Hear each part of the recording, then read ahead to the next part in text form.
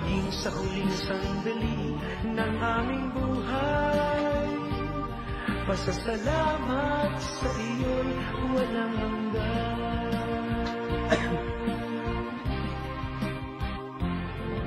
Salamat,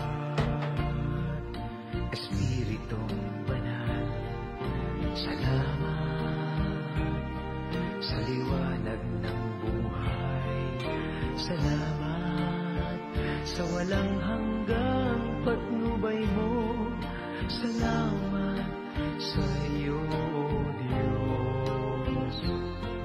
Salamat sa mga magulang ko. Salamat